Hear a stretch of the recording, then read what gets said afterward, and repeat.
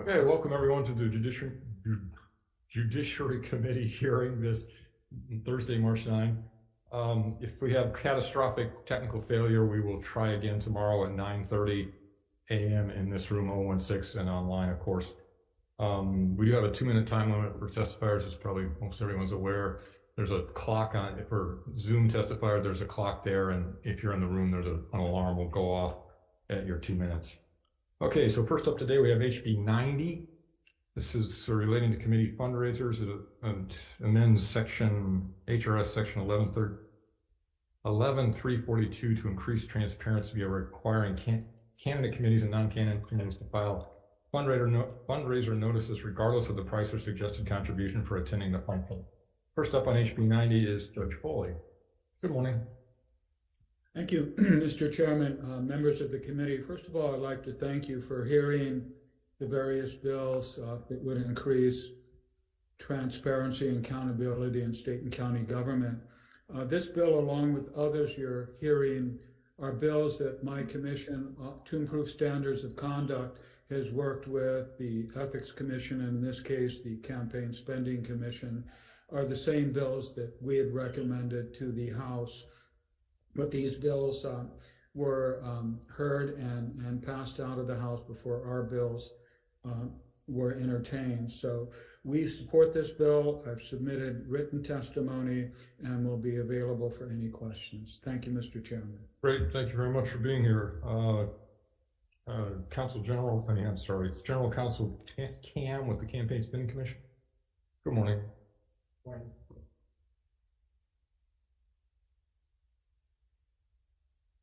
Good morning, Chair Rhodes, Vice Chair Gabbard, members of the committee. We submitted a brief testimony in support.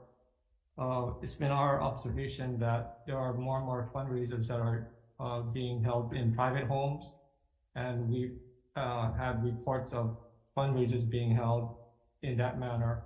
And then when we make inquiries, we're told that, well, there was no price to attend that event. But we can't really tell if if contributions came out of that event, but that's because in general incumbents just receive contributions, and we suspect that those events that happen in private homes are receiving contributions at those events. So we hope that this committee passes this bill. Thank you. Thank you. Next, we have Lynn Matasow in support and Greg Misakian in support. And that's everyone who signed up on HB 90. Anyone else wish to testify on HB 90? Seeing none, members, questions? Yes, I do. Go ahead. Start with Senator San Buenaventura, followed by Senator Alfonte. Go ahead. I'd like to speak to Judge Foley. Judge Foley, are you in? Are you able to answer questions, Judge Foley? Yeah, absolutely. Okay, so my question is regarding this bill, because it appears to me that there's already a requirement for a fundraising notice for $25 or over. And so when you remove the contribution amount, it seems to me it's targeting those contributions that's under $25. So my question is, how many people in your commission has done grassroots campaigning? Certainly not me. I assume Barbara Maramoto has, our Republican legislator. Nakakuni, no. I'm thinking probably Representative Maramoto would be the only one. Okay, so my feeling about this is really an anti-grassroots campaign, because when new people come in and ask and have these chili and rice under $25 requests, they don't know about this requirement for notice, especially since they're trying to get the matching funds for the public fundraising, to get public financing. So I'm sorry, it seems to me that this is a pro-incumbent anti-grassroots bill. Thank you. Well, Senator, I can assure you That wasn't the intent, and I'll defer to you, of course, in terms of grassroots campaigns. But I think we work closely with the Campaign Spending Commission on this, and I think one of the concerns was you may have a notice for $20, but people that come to the fundraiser may contribute a lot more. I understand, but this one doesn't allow for those who are trying to do the chili and rice, $10 to get the matching public financing monies when they just start off their campaigns, a lot of whom are in my district. And they don't know about the notice requirements. The incumbents know about the notice requirements, but there doesn't seem to be an exception for the public fundraising, chili and rice kind of thing that a lot of newcomers are depending on to get matching public funds. Would you, in the event that, would you agree that such an amendment is needed for this bill so that we ensure that those kind of people are free to come in without being penalized? Senator, as long as you understand the intent of my commission, I assume the Campaign Spending Commission, it wasn't necessarily to swoop up all the people that participate in the chili and rice function, but to just make it very transparent that there is a fundraiser and people may come and give a lot more. But I would absolutely defer to you, Senator, and what the impact would be of the proposed bill and any amendments that are necessary not to penalize the group you're talking about. Thank you. Senator Elefante. Thank you. I just want to acknowledge the hard work of you, Chair Foley, and your commission for all that you've done and for being here this morning. So thank you very much. Thank you, Chair. Thank you, Well, Senator. thanks. Could I, Mr. Camp, General Counsel Cam up again?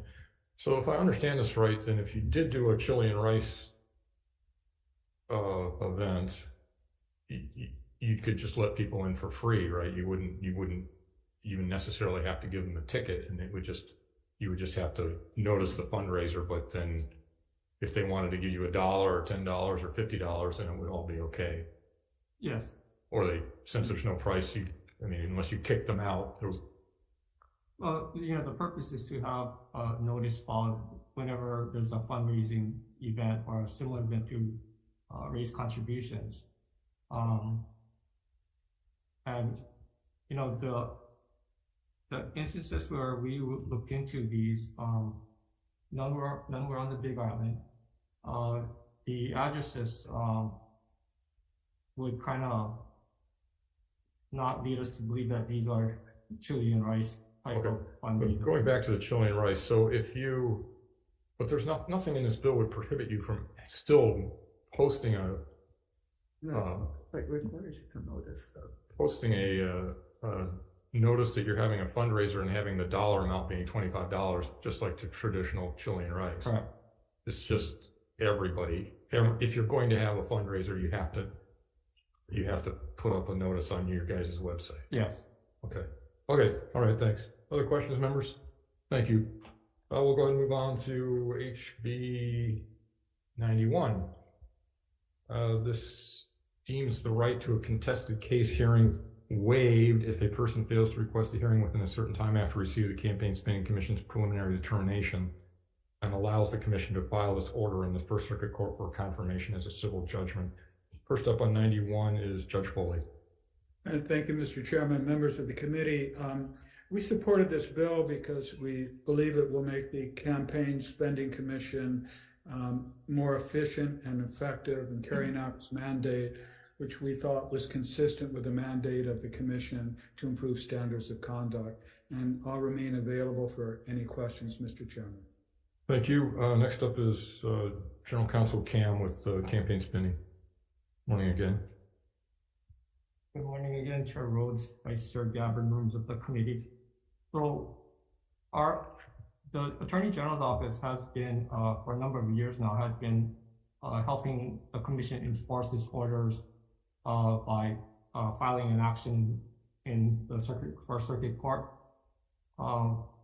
This bill was is being submitted on the recommendation of the Attorney General's office. Currently, 11-410 provides for enforcement via a contempt proceeding.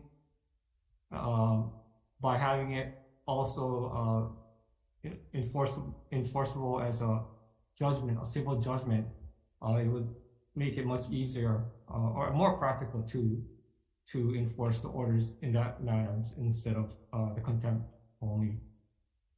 We hope that this committee passes this bill. Thank you. Okay, thank you.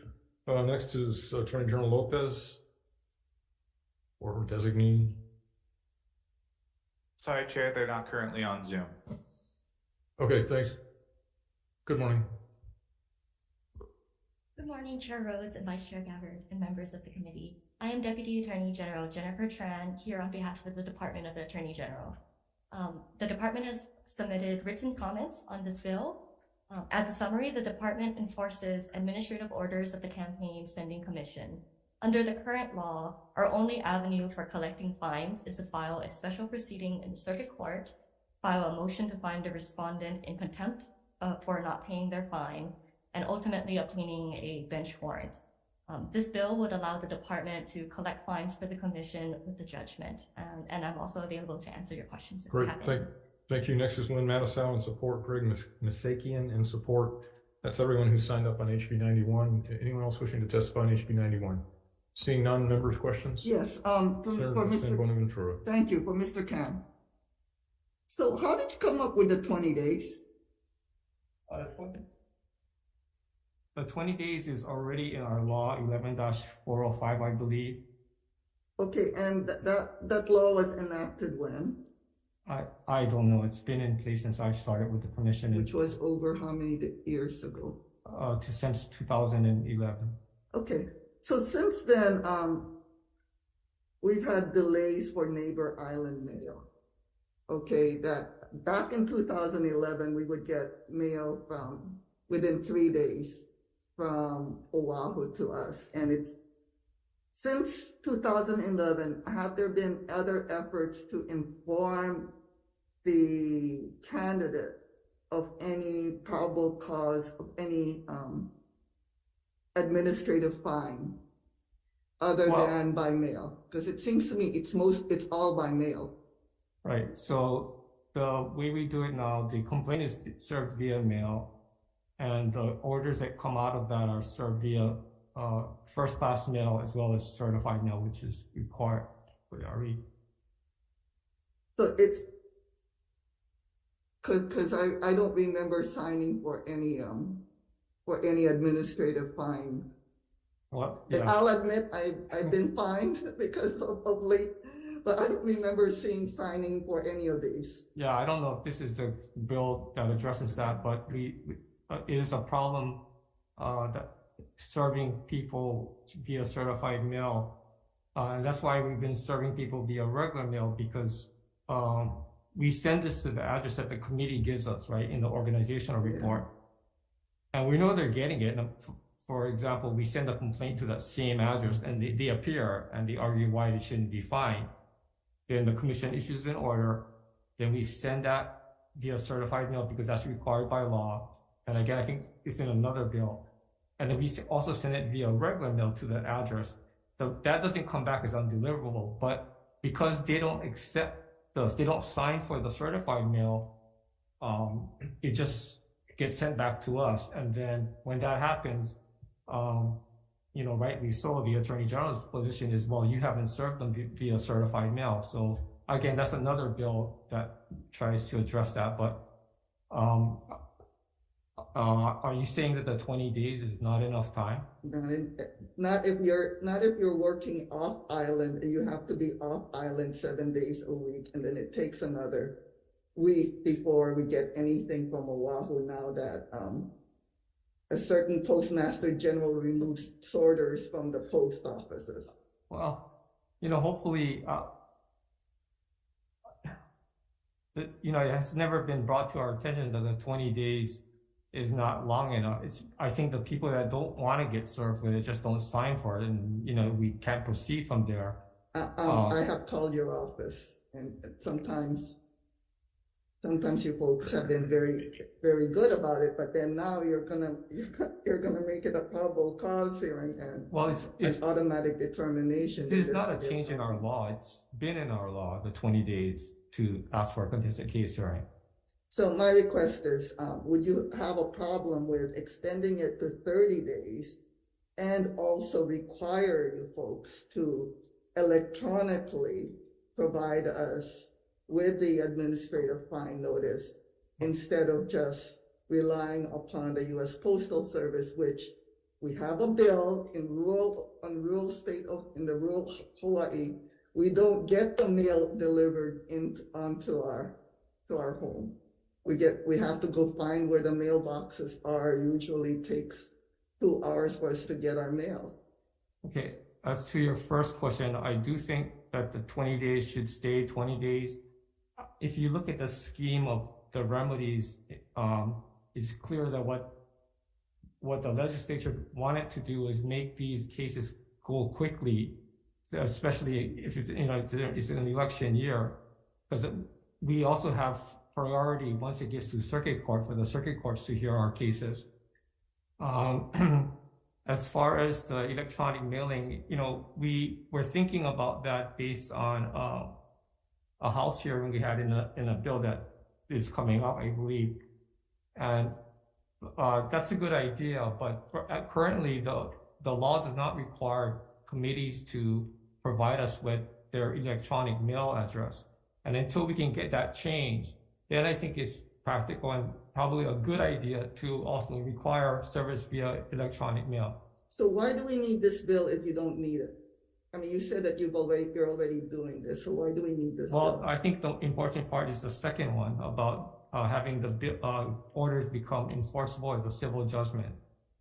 Okay, so basically, for those of us who live on the neighbor islands and who are suffering basically because of a certain Postmaster General's removal. You don't live in the neighbor. I mean, you're. So, Senator, I'm sorry. Can I see if other people have questions? I'll come back to you. Any other questions, members? Okay, go ahead. And I noticed that you giggled, but it's a huge problem. It's a huge problem in neighbor islands when you're assuming that you get the mail within 1 week. I mean, I'm getting notices for my condo dues that is always late because now it's taking from 7 to 10 days.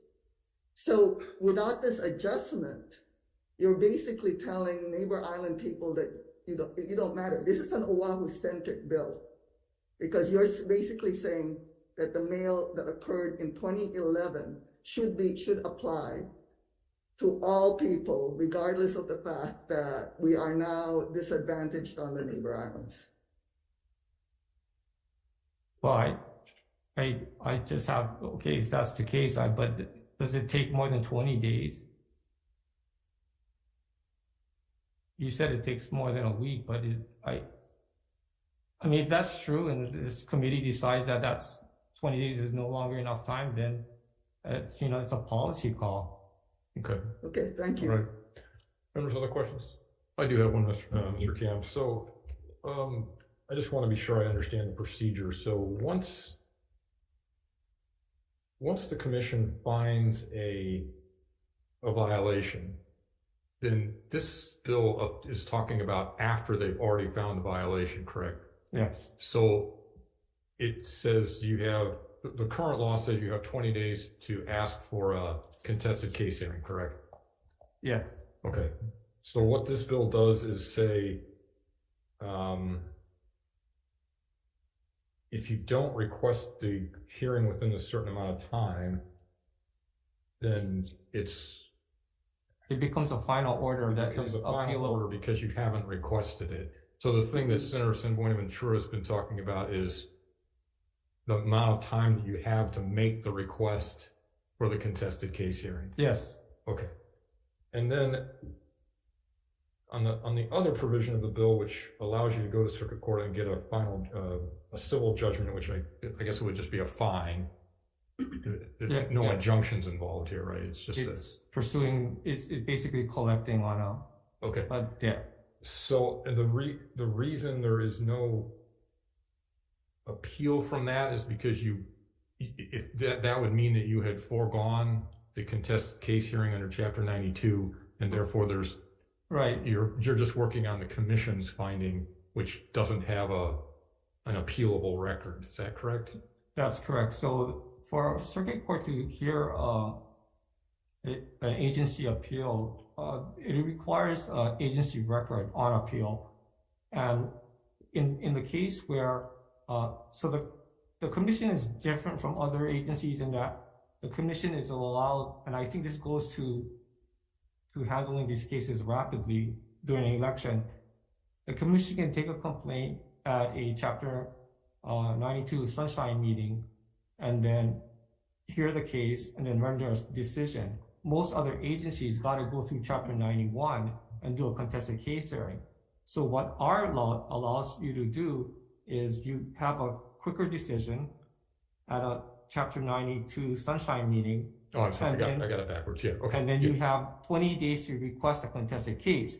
And if you don't request a contested case, that preliminary order becomes a final order. Okay. And that's what we enforce. Okay, understood. And I'm sorry, may I do a follow-up? Yeah, go ahead. So you don't mind having like a longer notice after the general election then? Like 45 days after after the general primary, after the general election? Well, Because, yeah, I mean, the violation has already occurred, right? okay, because I mean, No, not just occurred. I'm sorry to interrupt, but it's not just occurred. You actually found a violation. mhm. Right. Right. Okay. Okay, thank you. Okay, members, other questions? All right, thanks very much. If not, we'll go ahead and move on to HB 93.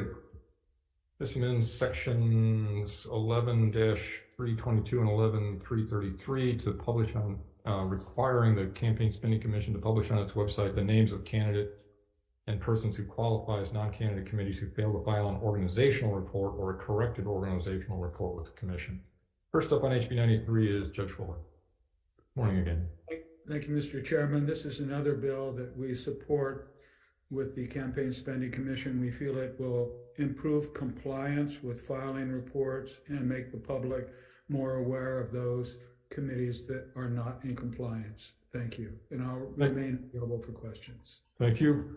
Next is Mr. Cam, Campaign Spending. Good morning, Chair Rhodes, Vice Chair Gabbard, members of the committee. I submitted a brief written testimony in support, and I will just stand on that. Thank you. Thank you. Next is Lynn Matasow in support, Greg Nasakian in support, and that's everyone who signed up for HB 93. Does anyone else wish to testify on HB 93? Seeing none, members, questions? I don't have any either. Let's go ahead and move on to the next bill, which is HB 97, relating to preliminary determination of probable cause, requires the Campaign Spending Commission to serve preliminary determinations of probable cause via first-class mail and electronic mail, establishes a presumption of receipt when mailed to the address contained in the candidate or committee organizational report.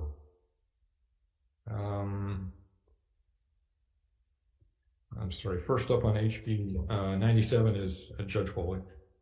Thank you, Mr. Chairman, members of the committee. Another bill my commission supports and worked with the Campaign Spending Commission.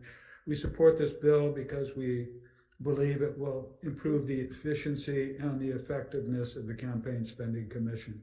Thank you, and I'll remain available for questions. Thank you very much. Next up is Mr. Cam from Campaign Spending. Morning again. Good morning again, Chair Rhodes, Vice Chair Gabbard, members of the committee. I think we discussed this, discussed the subject of this bill earlier. As I stated, currently the law requires us to serve the preliminary determination via certified mail.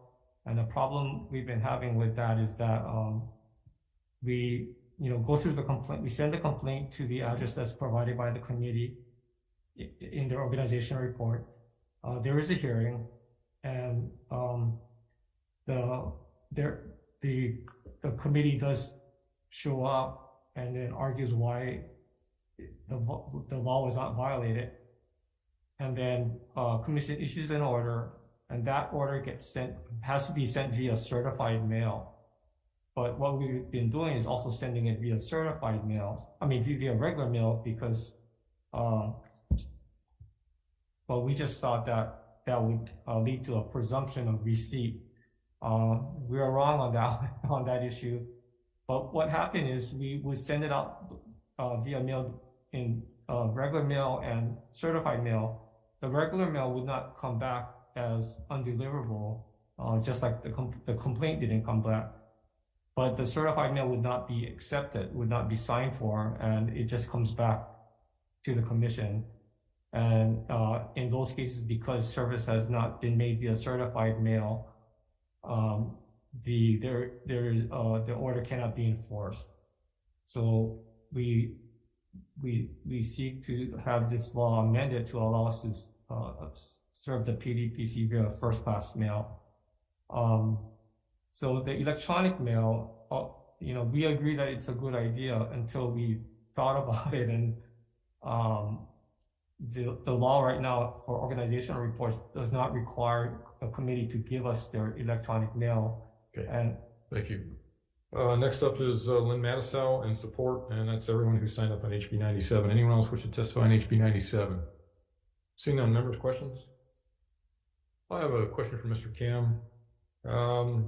So now this is a different situation than the bill we were discussing before. This is when you first have probable cause to believe a violation has been committed, correct?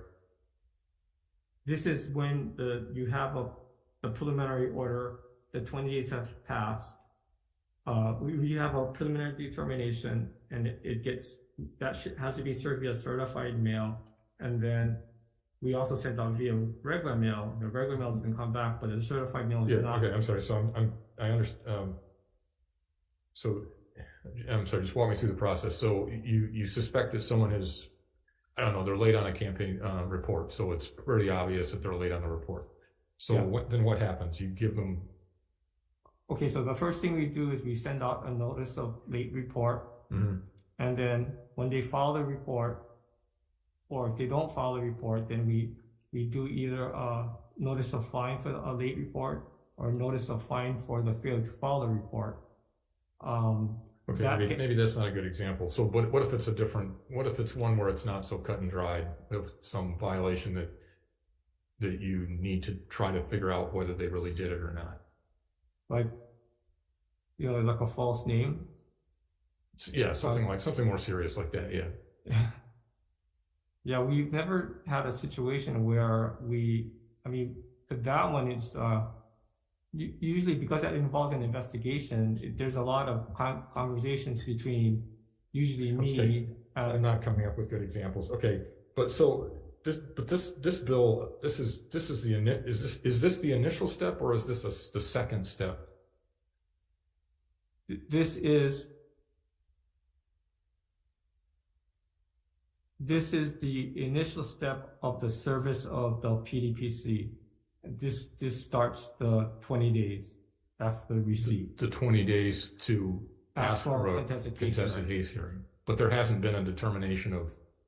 There's been a preliminary determination, which does not become final if the committee. Okay, so this is the same situation as before. There's already been a preliminary determination, and you're just trying to stir people. Okay. Service of the PDPC, correct? Okay, but some campaigns do put their email. I mean, there is a slot to put your email address, right? Yes. So if the bill said first class mail and electronic mail if available, would that be workable? Well, if it says, I suppose if it says if available, although that's getting kind of dangerous because we are talking about service of process, and I don't know what the Attorney General's office is going to, how they're going to react if we don't serve. Attorney General, can you come up? Because I'm saying so the first class mail would be the real service, but just as a courtesy so that people get it faster, I'm suggesting maybe the email would be in addition but not as the actual service, but just as a reminder that this is happening. I don't know, what do you have an opinion? Do you have a position on that? I think the department, like, obviously we defer to the commission's enforcement authority, but I think the issue is that if individuals are evading service, this another potential avenue through electronic mail. How do we know receipt has been how Okay, so if we just say first class mail, and that's first class mail is the way that you're served, but as a courtesy, the CSC is required to send an email to if they have it. Yes, I wouldn't have any. I don't think the department will have any issues with that. You think that's a problem?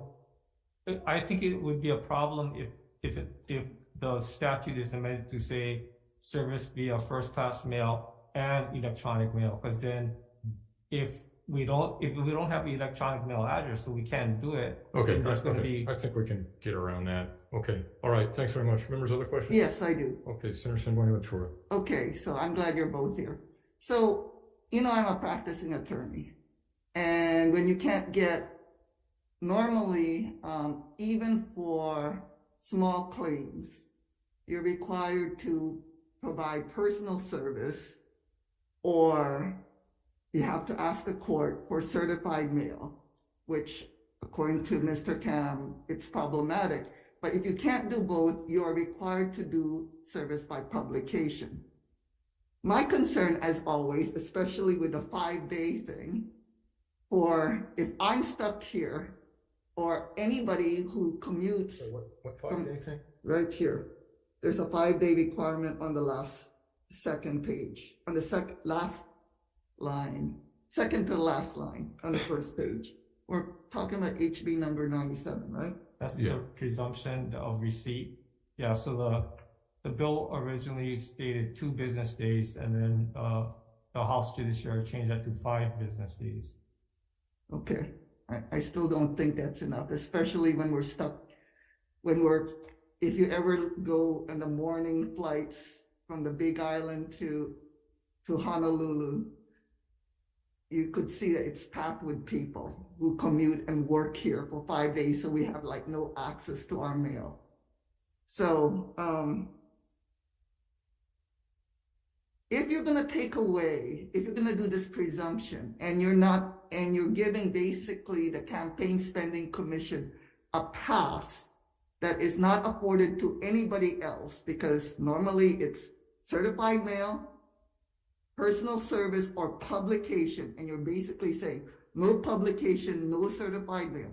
Shouldn't you at least require a longer period of time for presumption in order to do the kind of due process? Because frankly, I think this is already problematic with due process if you're going to be given the pass of no certified mail and no publication. Well, I don't think it's giving the commission a pass. This is not a case where you have a plaintiff who only knows the defendant because something bad has happened and there's a lawsuit. This is a continuing relationship between us and the candidates and the non-candidates committee. They have to register with us before or shortly after having any activity. So would you then have no problem basically amending this to only be those for candidates with a continuing relationship with the campaign spending? I'm concerned about like all these people who run against me. I don't know why I'm protecting them, basically. Well, if someone is going to be, is taking that very important step of deciding to become a candidate and run for office, they should be keeping track of everything that's due, and they should be filing everything. The Attorney General is right next to you. What do you think? I mean, don't you think that there's a huge due process problem when you're giving Campaign Spending Commission a pass from having the normal service requirements that is even required of small claims claimants, which is certified mail, personal service, or publication?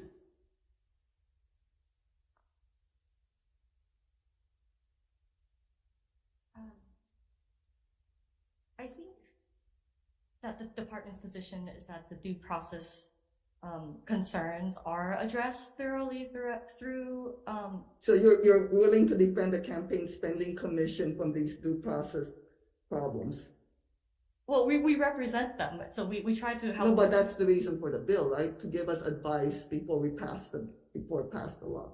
And I have not reviewed HB 97 in preparation, but we don't have comment on this bill. But if it's something that you would like, we can go back and get. Well, yeah, it's a big due process issue. Okay, thank you very much. Members, other questions? Seeing none, let's go ahead and move on to the next bill, which is, thank you very much, for HB 99. This limits to $100 the total amount of cash a candidate committee, or non-candidate committee may accept from a single person during each election period. First up on HB 99 is Judge Foley. Thank you, Mr. Chairman, members of the committee. It's another bill we've worked with the Campaign Spending Commission, and we support it because we think it would create greater transparency and public confidence in campaigns. Thank you. Thank you very much. Next is Gary Cam, Campaign Spending Commission. Hello again. Good morning again, Chair Rhodes, Vice Chair Gabbard, members of the committee. I submitted brief written testimony in support, and I will just stand on the written testimony. Thank you. Next is Lynn Matasow in support, Greg Misakian in support, and that's everybody who signed up on HB 99. Anyone else wish to testify on HB 99? Seeing none, members, questions? Yeah, I do, sorry. Senator San Bonaventura. Okay, Mr. Khan, and I guess Judge Foley can pipe in. How long are we supposed to keep the record? Records are kept 5 years after the relevant report is filed. I'm sorry. 5 years. We're required to keep the records 5 years, or you keep the records 5 years? The committees are required to keep records of transactions for 5 years after the report. Okay, thank you. I'm sorry to interrupt. Go ahead. No, I just want to know, because it says keep a record. I want to know how long we're supposed to hold on to these things. And electronic records, digitized records are fine, right?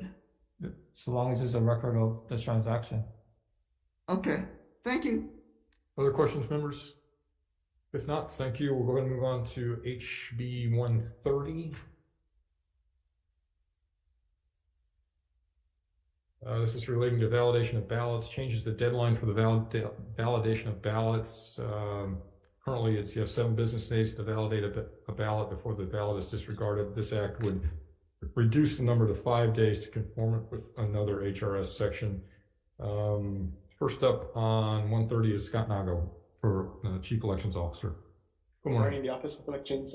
That the written testimony support, as this bill would align the deadline for which voters have to carry their deficient ballots with the deadline the County Elections Division has to validate ballots. And I'll be available for questions. Thank you. Great, thank you. Next is Janet Mason, League of Women Voters. In support. Next is Gerard Silva in opposition. That's everybody who signed up for HB 130. Does anyone else want to testify on HB 130? Seeing none, members, questions? Seeing none, let's go ahead and move on to the next bill, which is HB 137, relating to lobbyists, beginning 1/1/25. Requires the statements of expenditure filed by lobbyists and other persons who engage in lobbying activities to include certain information on the identity of the legislation or administrative action that was commented on and supported by or opposed by the person filing the statement. First up on this one is Judge Foley for the Commission to Improve Standards of Conduct. Thank you, Mr. Chairman, members of the committee. My commission worked with the Ethics Commission on this bill. We support it. Is creating greater transparency and exposing any potential conflict of interest. Thank you. Thank you very much. Next is Robert Harris, Executive Director, Hawaii State Ethics Commission. Good morning. Good morning, aloha, Chair, Vice Chair, members of the committee, and if I can briefly echo Chair Foley's appreciation also for your committee hearing these bills. Briefly, I recognize you have the testimony. Part of the motivation in submitting this was really trying to provide more transparency. The fundamental basis of our laws is transparency. And maybe a brief example, if one were to hear a pharmaceutical company lobbied on and simply indicated that they lobbied on health-related matters, it doesn't provide a lot of information to the public at large. And so the attempt here is to say they lobbied on this bill and this bill and this bill, and that provides a lot more transparency, both for the public and you as decision makers as well. And so we do recognize that this is going to have an impact, and I say as a head of a former nonprofit who testified on dozens and dozens of bills that this will have an impact on lobbyists, and we have pledged to try to make the electronic filing process as simple as possible. And we've asked that the actual effective date be pushed back in part to make sure that we can reach out, work in coordination, and try to educate lobbyists on how to best do this once it is set up. Thank you for the opportunity to testify. Happy to answer any questions. Thank you. Next is Mills Wong Judith for League of Women Voters in support. Lynn Mattisau in support. Greg Misakian in support. That's everyone who's signed up on HB 137. Anyone else like to testify on HB 137? Seeing none, members' questions? Senator Alponte, go ahead. Question for Director Harris. Hi, Director Harris. Thank you also to your work, because I know you're a part of that commission as well. Two questions I have. One, in reading some testimony when this bill was in the House, there was clarification from one of the testimony on what the term commented on page 3, line 3 would mean, what that interpretation would mean for a lobbyist reporting. Could you expand further on that? So obviously, as you receive testimony, or if you receive, people typically classify themselves as either advocating for, against, or comment on. So the intent is essentially to capture any position. The definition of lobbying is pretty well set. It's communication, and then there's a fair amount of healthy discussion of what that is, both in the statute and the administrative rules. From our perspective, it is relatively clear what lobbying is. And I think part of the outreach with lobbyists would be trying to make sure that that's understood. So the example in the House was, what if a lobbyist meets with the legislature and says, hey, what are you doing on this bill? Is that going to be something they have to report? And our interpretation would be, because that is a communication, and it's one that's out of the sight of the public. It's communicating on behalf of a client you're being paid for to ask what's happening with this bill. You're getting information, you're indicating to the legislature you're interested, you're tracking that bill. It is the type of thing we'd like to see also then identified later for the public to see. Okay. And then as a follow-up to that, what if, as an example, a lobbyist sees you in passing, out in public, maybe on a Saturday, and says, hey, how do you feel about SB 5000? Mm-hmm. Would that be commented on? Again, for the definition of lobbying is, are you being paid for on behalf of a client and communicating with it? And so that would be considered in terms of lobbying. We presume this is something the lobbyist would then go back to the client and say, hey, I talked to so-and-so, right. By the way, here's my bill, right? The idea is this is classically what we define as lobbying. Okay, thank you for the clarifications. Thank you, Mr. Chair. Thank you. Other questions, members? I have one more question for you. So the delayed effective date that you mentioned, is that the one that's in the HD1, the 1/1/2025, or are you looking for something later than that? No, it is the 1/1/25. We think that'll give us enough time to design the electronic filing system and work with lobbyists on that to make sure that it's something that they can work with. Okay, great. Thank you. Members, other questions on HB 137? Okay, seeing none, we'll go ahead and move on to the next bill, which is HB 138. This requires the State Ethics Commission to establish and administer a lobbyist training course and makes the lobbyist training course mandatory for all lobbyists. First up on 138 is Judge Foley for the Commission to improve standards of conduct. Hello again. Chairman, thank you, Mr. Chairman, members of the committee. We've worked with the Ethics Commission on this bill. We support it. We support it for some of the reasons you raised on the prior bill. We give greater notice to lobbyists and understanding of the law, and hopefully greater compliance. Thank you. Thank you very much. Next is Robert Harris, Executive Director of State Ethics Commission.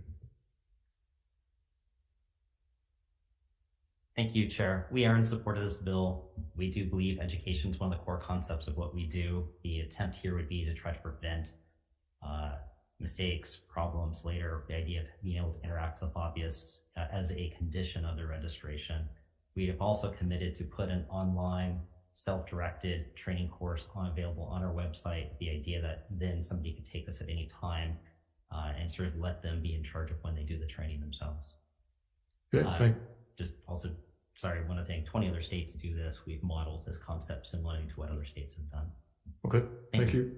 Next is Mills Wong Judith for League of Women Voters in support, Lynn Mattisau in support, Craig Misakian in support. That's everyone who signed up on HB 138. Does anyone else wish to testify on HB 138? Okay, seeing none, members' questions? Senator Gabbard. For Director Harris.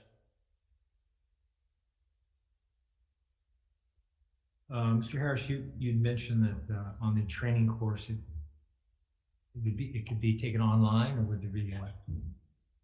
Correct. So currently we offer several lobby trainings before the legislature session starts, and we actually do have a fairly healthy participation among lobbyists. What we have done for the general ethics trainings, we've created an online self-directed, so you just log in, take it. Generally that takes about 30 minutes. And so the idea is we'd be doing the same thing here for lobbyists specifically. So the actual training course would take how many hours? So if it's similar to what our general ethics training, it might actually even be shorter, generally speaking about 30 minutes or so. So the idea is it's not supposed to be an overly cumbersome burden. Okay. Right now, if someone were to engage in lobbying, they are required by law to register as a lobbyist within 5 days. For practicality, we're adding this as a condition to registering. So we don't want the training to be a burden.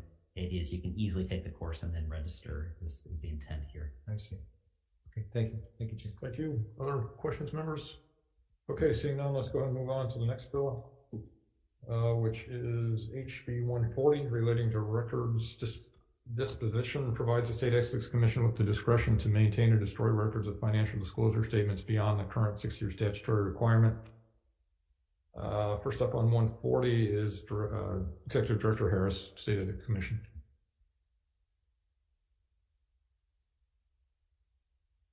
Thank you, Chair. We are in support of this measure. We see this, generally speaking, as a house cleaning keeping measure.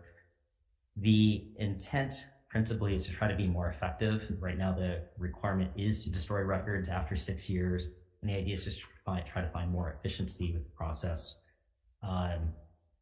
With regards to publicly kept records, those are public, they're put online, and then after 6 years, we are required to dispose of them. We're not really sure if there's as much of a policy rationale. Generally speaking, our records are then downloaded and are available everywhere, so us destroying them is not necessarily something that seems time sensitive. With regards to confidential records, there's things that we don't really reveal publicly that are kept, and the idea is to give us a little bit more flexibility when those are going to be disposed of, rather than having to try and track it month by month where the records are when they have to be disposed of. Okay, thank you. Thank you. Next up is George Silva in opposition. That's everybody who signed up on HB 140. Anyone else wishing to testify on HB 140? Seeing none, members, questions? Seeing none, we'll move on to the last bill of this agenda, to HB 142. This prohibits lobbyists from making gifts that are prohibited under state ethics law for the recipient to take. So first up on 142 is Judge Foley for the Commission to Improve Standards of Conduct. Morning again. Thank you, Mr. Chairman, members of the committee. My commission supports this bill. We worked with the Ethics Commission. We believe this would help restore the public trust in government, which was one of the mandates of our commission. Thank you very much. Thank you. Next up is Robert Harris, Executive Director of Hawai'i State Ethics Commission. Thank you, Chair. Again, in support of this measure, the intent is just to create a reciprocal obligation on both lobbyists and a state employee or legislator. The idea is not to impose any additional regulations, so all the existing exceptions, the existing requirements would stay in place. This, bill, I think, does two things. One, it addresses a situation where a lobbyist was offering gifts, knew that the employees weren't allowed to take them, but kept continuing to do so, and became sort of a situation where we didn't really have any ability to sort of say, hey, could you please knock it off?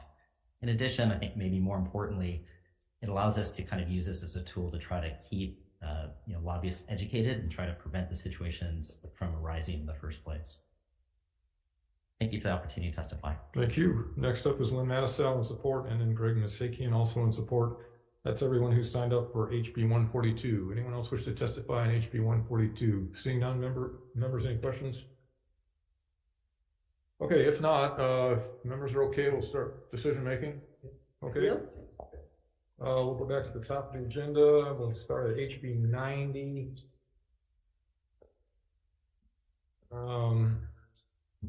This is the one that increases transparency by requiring candidate committees and non-candidate committees to file fundraiser notices regardless of the price or suggested contribution for attending the function. Recommendation here is to pass as is. Just a comment, I would say that this does not restrict doing the small kind fundraisers. It just means you have to file. I mean, most of us do the $25 thing for the stew and rice anyway, but this would allow you to just, you know, if they give you $5, great. Which of course we can do already. So anyway, the recommendations pass as is. Questions or concerns? If not, Vice Chair. I'm going to be voting with reservation. Same comments I made, that basically new candidates don't know about the need to file a notice, and so we're penalizing the grassroots campaigner. So with reservation. Understood. Thank you. Other comments? If not, Vice Chair. Chair's recommendations pass HB 90 as is. Chair Rhodes? Aye. Vice Chair votes aye. Senator Elefante? Aye. Senator San Buenaventura? Reservations. Senator Owa? Aye. Measure passes.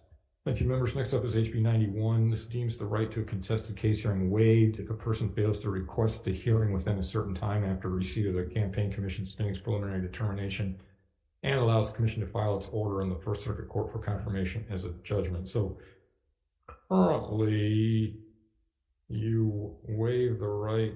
The way the bill's written, it's 20 days. At 20 days, you waive the right to the contested case hearing.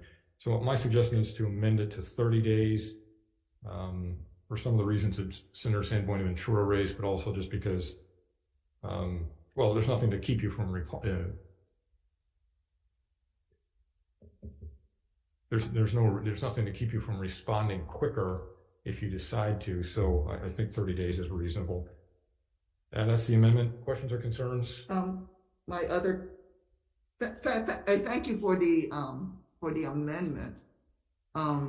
And may I suggest the other amendment to be on the second page regarding the commission's order in the First Circuit Court to be in the circuit court where the candidate resides. I think because CSC is based up here in Honolulu, I don't think it makes any difference. It's a civil judgment for, it's going to be some fairly small amount of money in most cases, you know, $500 or something. So I think I'll pass on that amendment. Okay. What other questions or concerns? If not, Vice Chair. Chair's recommendations pass HB 91 with amendments of the members present. Any no votes or reservations? Hearing none, the measure passes. Thank you, members. Next up is HB 93. This amends a couple of sections of the HRS to require the Campaign Spending Commission to publish on its website the names of candidate and persons who qualify as non-candidate committees who fail to file an organization report or a corrected organization report. Recommendation here is to pass as is. Questions or concerns? If not, Vice Chair. Recommendations to pass HB 93 as is. The members present, any no votes or reservations? Hearing none, the measure passes. Thank you. Next up is HB 97, requires the Campaign Spending Commission to serve preliminary determinations of probable cause via first-class mail and electronic mail, establishes a presumption of receipt when mailed to the address contained in the candidate or committee organization report. Recommendation here is to pass with a couple of amendments. We'll leave the first-class mail will still be the method of service, but we'll make an amendment that says that if the Campaign Spending Commission has an electronic it has an email address for the person they're trying to serve, that as a courtesy, they will also send the information by email, but that will not be considered the service of process. The service of process will be the first-class mail. And also we will lengthen the presumption for the delivery of the first-class mails to 7 days from 5 days. Questions or concerns? I appreciate the amendments. Thank you very much. Thank you. Anything else? Seeing none, Vice Chair. Chair's recommendations to pass HB 97 with amendments. Members present, any no votes or reservations? Hearing none, the measure passes. Thank you, members. Next up is HB 99. This limits to $100 the total amount of cash a candidate committee or non-candidate committee may accept from a single person during each election period. Recommendation is to pass as is. Questions or concerns? If not, Vice Chair. Recommendations to pass HB 99 as is. Any no votes or reservations? Members present? Hearing none, the measure passes. Thank you. Next up is HB 130. This changes the deadline for the validation of ballots following an election. I think it's probably makes sense to align these two deadlines. So recommendation is to pass unamended. Questions or concerns? If not, Vice Chair. Recommendations to pass HB 130 as is. Any no votes or reservations? No vote. One no vote for Senator Awa. Measure passes. Thank you. Next up is HB 137, beginning the 1st of January in 2025, requires the statement of expenditures filed by lobbyists and other persons who engage in lobbying activities to include certain information on the identity of the legislative or administrative action that was commented on, supported by, or opposed by the person filing the statement. Recommendation is to pass as is. Questions or concerns? If not, Vice Chair. Recommendations to pass HB 137 as is. Members present, any no votes or reservations? Hearing none, the measure passes. Thank you, members. Next up is HB 138, requires the State Ethics Commission to establish and administer a lobbyist training course and make the lobbyist training course mandatory for all lobbyists. Recommendation here, too, is to pass as is. Questions or concerns? If not, Vice Chair. Recommendations to pass HB 138 as is. Any no votes or reservations? Hearing none, the measure passes. Thank you. Next up is HB 140, provides the State Ethics Commission with the discretion to maintain or destroy records of financial disclosure statements beyond the current 6-year statutory requirement. Recommendation here is to pass as is well. Questions or concerns? If not, Senator Gabbard. Recommendations to pass HB 140 as is. Are there any no votes or reservations? Hearing none, the measure passes. Thank you. Next up, finally, we have HB 142. This prohibits lobbyists from making gifts that are prohibited under state ethics law for the recipient to take. So recommendation here is also to pass as is. Questions or concerns? If not, Vice Chair. Recommendations to pass HB 142 as is. Are there any no votes or reservations? Hearing none, the measure passes. Thank you very much. That concludes our business. We do not have a hearing tomorrow. There'll be one on Tuesday. Shoot. We're adjourned.